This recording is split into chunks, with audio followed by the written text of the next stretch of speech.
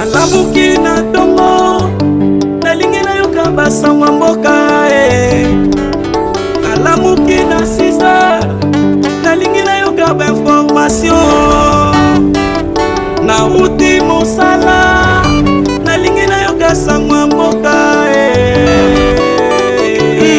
qui cherche trouve Erika Nembi binone sera makasi l'édition Erika une fois mo kwelonga musique d'orchestre qui la disika kinya et ou mela nanga botani na bi Erika tofonga basango la biso na borsec ya porte Emmanuel Mbi et pona koyeba mingi pesika nzozine la chaîne la rapesi biso ba détail Erika monde entier bazali kolela bongo apôtre Emmanuel Mbi Moulaya ndenge bozali komona bilili tozali na communion selesika wapi bongo bayebaki bon ko ériger mausolée ya monene mausolée oyo tango nyonso ko kota na histoire oyo bana mikie pe ba chrétien ya ndenge na ndenge bakoyeba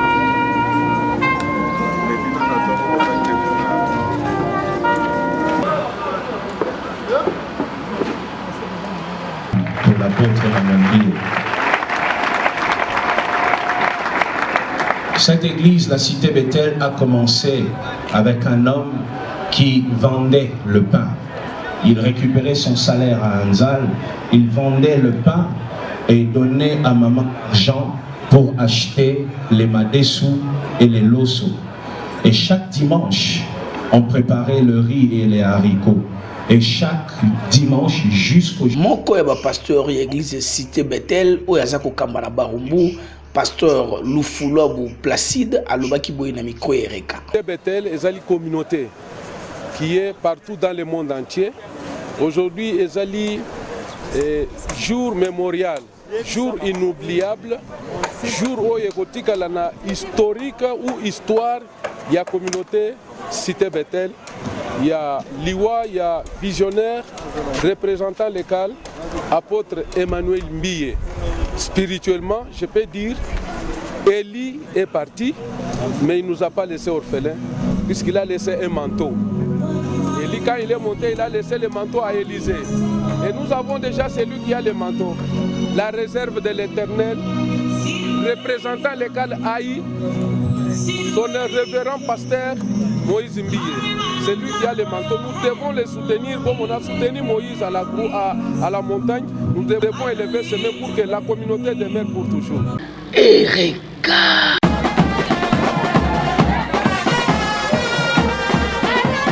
Ngai leader na bino bakinois, Julien Bible le millionnaire, na yeko remercier bakinois parce que bayokaki mot d'ordre na ngai le 15 tata maman elenge avandaki na ndako.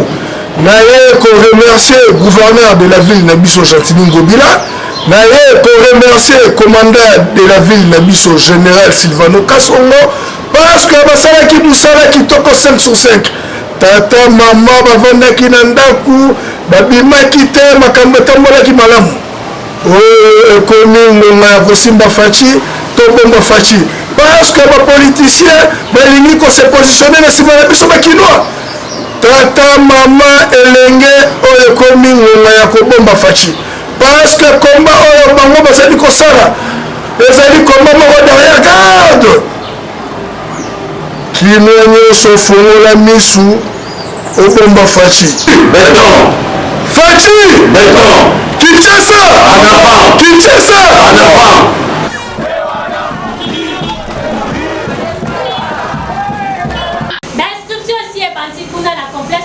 Charles Mutamutu, papa, maman, olingi mwana na yo atanga na condition ya kinya tola. Erika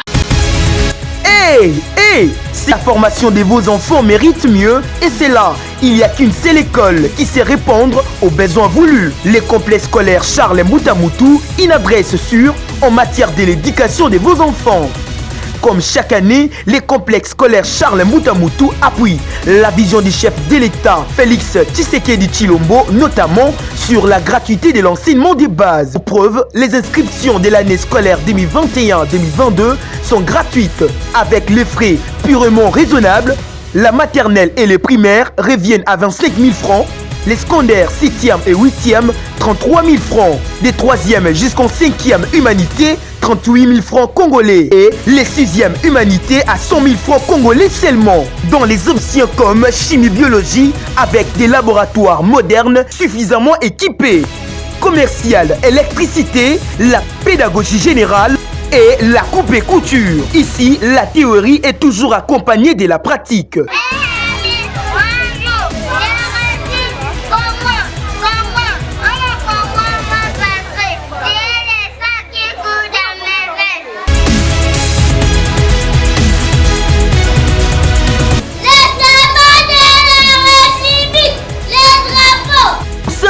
Les adresses sont les suivantes. L'avenue Boulungu, numéro 38, référence Izetem. Avenue Kama, numéro 56. Avenue Kassiala, numéro 18. Avenue Mawanga, numéro 41. Avenue Mini Congo, numéro 19. Toutes dans la commune d'Engaba. En outre, avenue Mbe, numéro 131, quartier Montbélé, dans la commune de Limete. Pour plus d'infos, contactez au plus 243 81 22 49 849 ou encore au plus 243 82 29 31 996. Hâtez-vous car les places sont limitées. Erika.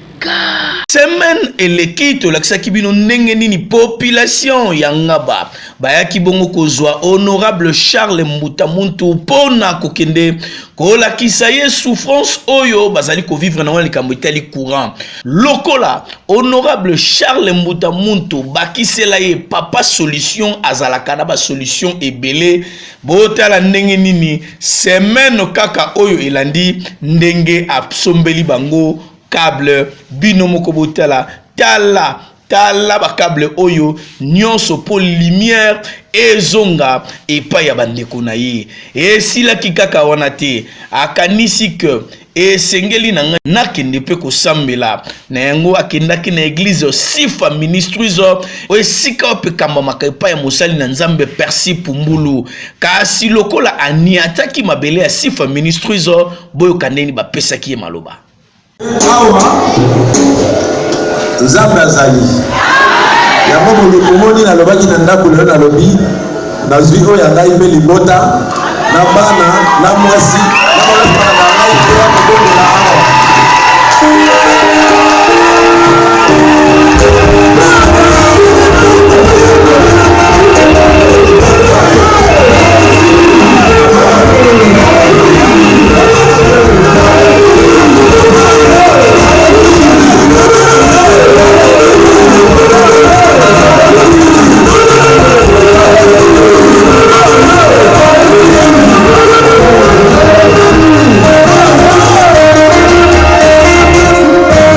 Tolobi honorable Charles Mbutamuntu lokola ozali kotika tata nzambe na simate ozotie liboso ya makambo na nyonso Fondation Charles Mbutamuntu ekokende liboso lokola makomi na nzambe loba na nkolo tokosala ba exploit qui se trouve Erika Vile kitina matete totala cadeau kitoko oyo PDG Dox Dieka apesi na bakinoa Flat Hotel les héros 4 étoiles. Erika.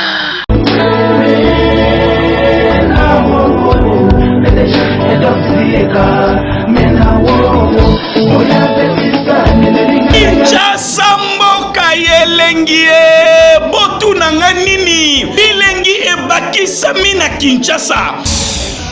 Les PDG et Dox Dieka, les grands visionnaires, abakisi elengi na kosale là-bas na Kinshasa, précisément la commune ya Matete, Flat Hotel ya 4 étoiles, les héros. Les héros Flat Hotel et bongisi libino ba service ya kitoko awa. Tala neti restaurant oyo e bongi na yo awa soki okoti awa okolia na kimia okopema pe na kimia boisson nyonso oyo koluka awa ezali bongo pona likambo etali hébergement awa kutu koloba te bazali na 2 catégories ya ba chambre olingi ba chambre en couleur yo kaka chambre papa Wemba chambre Héros Lumumba, chambre papa Etienne Tshisekedi, chambre ya président Mobutu, chambre Laurent Désiré Kabila, Peba Héros Moussousou. Ba installation hygiénique tala neti ya boye ya doré ezala nanu te ebongo tuninga ite flat hotel ebongisi lisusu nini salon VIP malili awa neti kaka na Alaska climatiseur ezali kosala na degré oyo lingi tala terrasse na bango ozali kozwa mupepe ya kimia pe ya kitoko olingi obaluka mwa muke na bana basokola na piscine flat hotel le Héros ebongiseli yo papa mama kobukana te atozali na voiture na yo parking ya bien oyo flat hotel le Héros ebongiseli yo likambo na sécurité awa sécurité eza assuré ata ba personnel ya flat hotel le Héros bazali ba personnel moko bien qualifié likambo na courant kolobate groupe électrogène ya Kafumba ebongisami po courant awa 5 sur 5 na nyonso otolobi soki ozali santutoma ya kaka na commune ya Matete kita na re missioni tala bien ata na butu okoti quartier Mandina numéro 49A tope obengi na ba numéro oyo papa mama kabola lisolo oyo ya flat hotel le Héros soki ozalaka na ndeko na yo na mikili ya poto pesa ye sango ke na commune ya Matete EDG Edox Lieka abongoli mai vino ino moko bomoni biso tolobi bilengi ya ville ekitina moamba ya pa max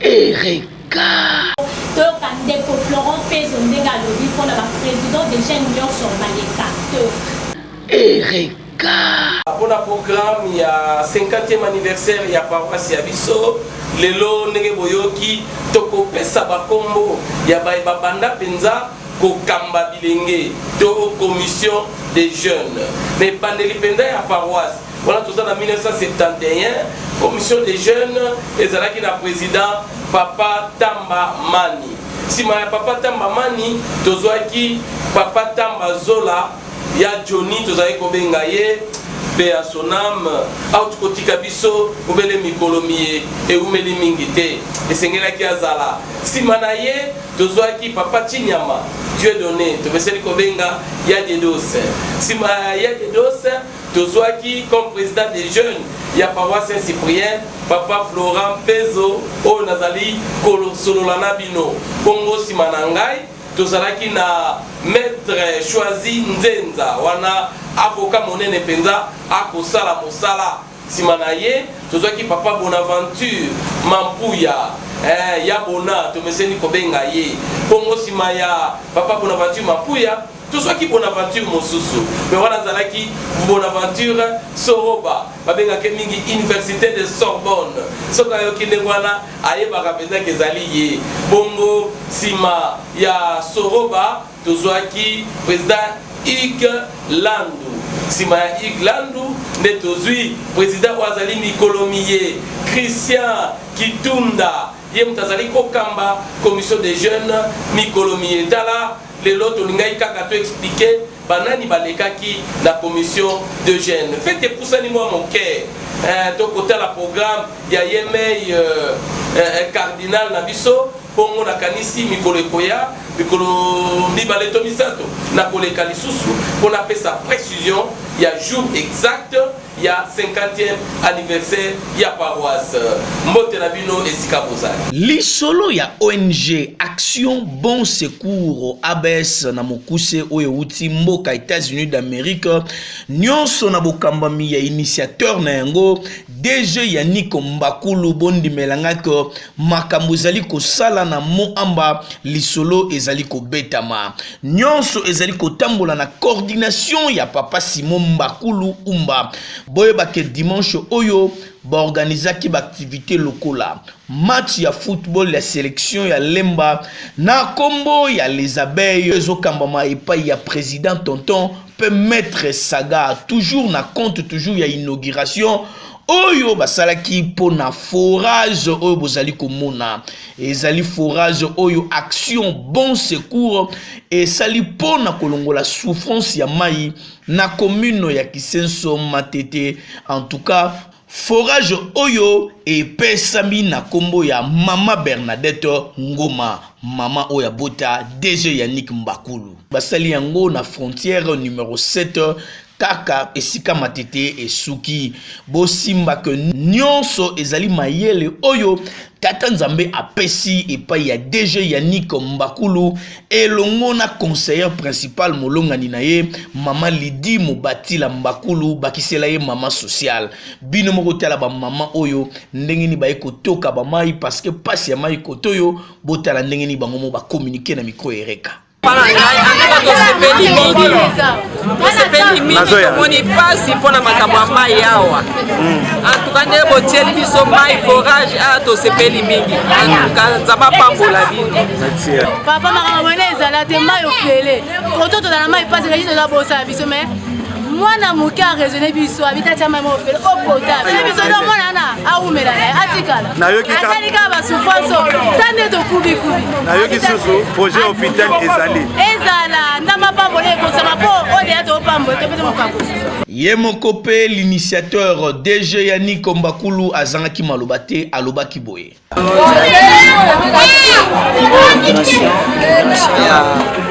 la forage maman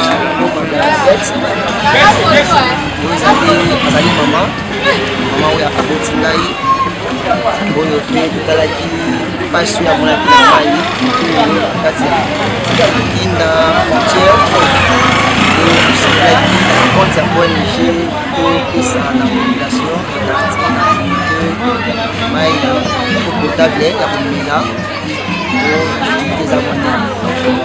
Ça, je Taliming, Sali, deux âges, je crois, troisième action, même 4. Je suis dans la ONG, routine d'Arpal, Afrique partout, en Europe,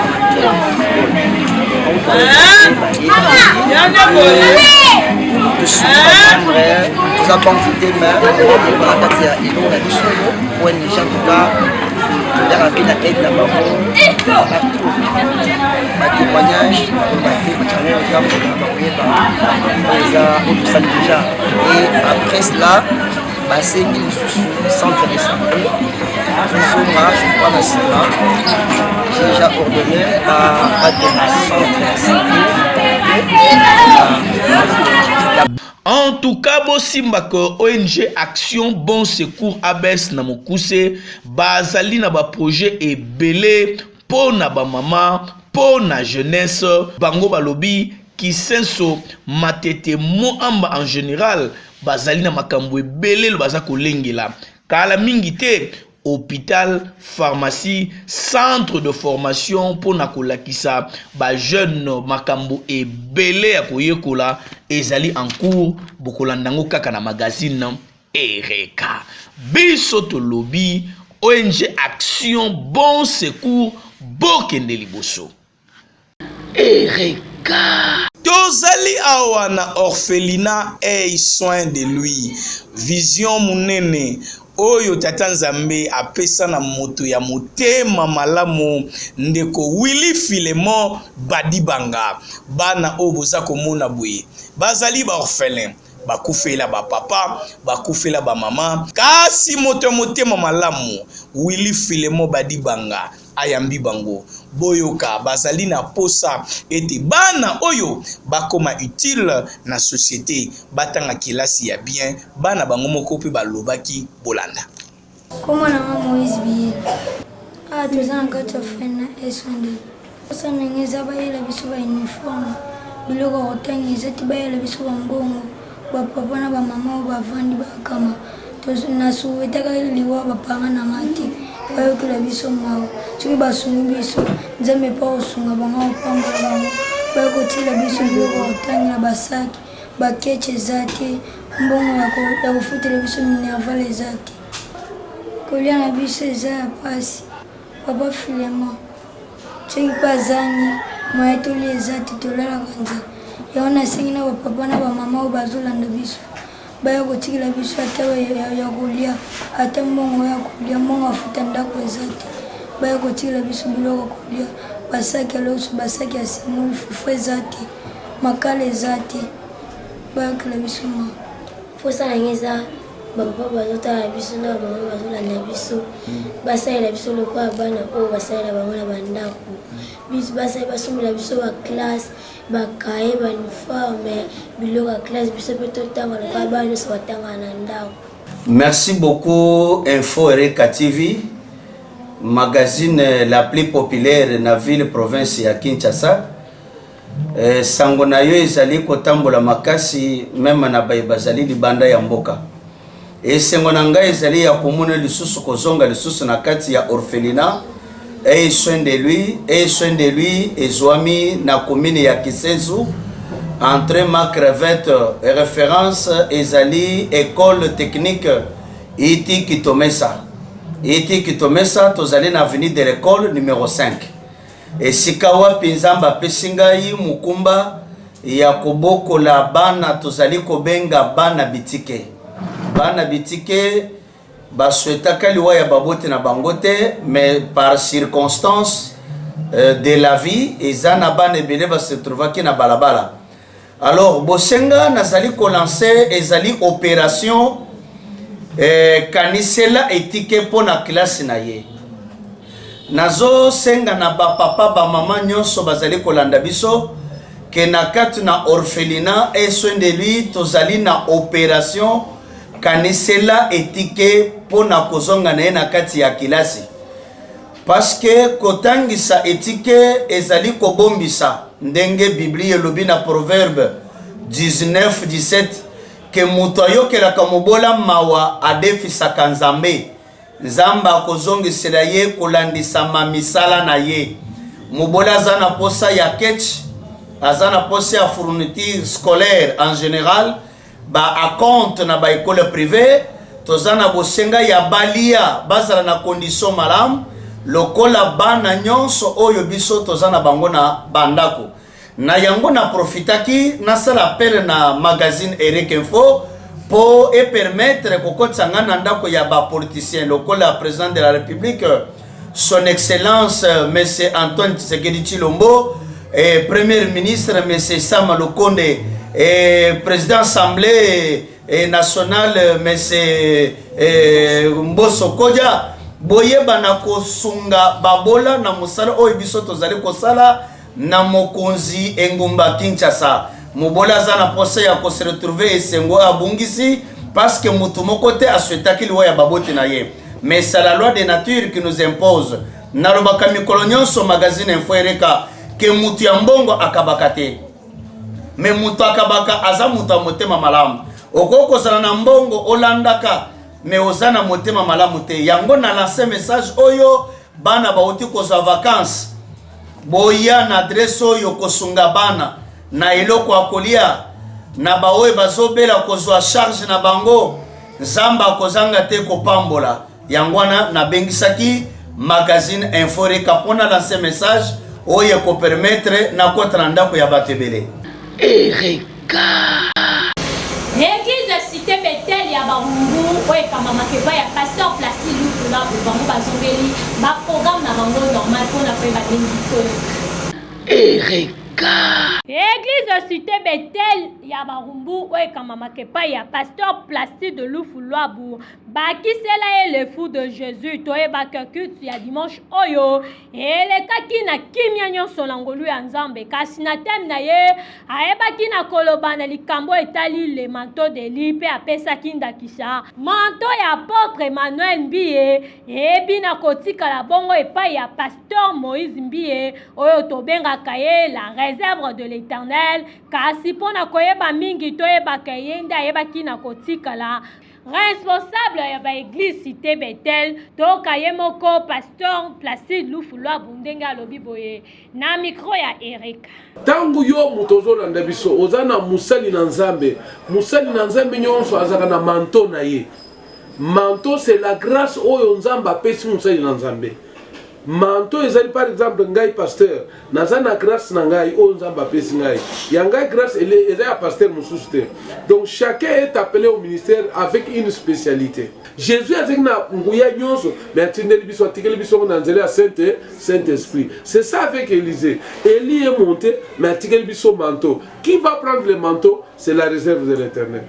Erika. Merci beaucoup, que l'Éternel vous bénisse. C'est votre humble serviteur, le prophète Arnaud Ladoula, de l'Orphelinat La Miséricorde, à Kissens comme vous connaissez. Vraiment, que l'Éternel bénisse tout le monde. Merci pour notre déplacement. Merci. Vraiment, nous avons besoin de vous. Vous voyez que cet orphelinat, nous met du foie. Il fonctionne par les gens de bon cœur. Orphelinat, nous avons un partenaire à part Batou Yamite Mamalam ou Basimba Maka, Bayaka Kosunga Bano. Le bien-être universel, c'est vivre pour les autres. Voilà, nous sommes sauvés pour sauver. Et on a vu, oui, je vous dis,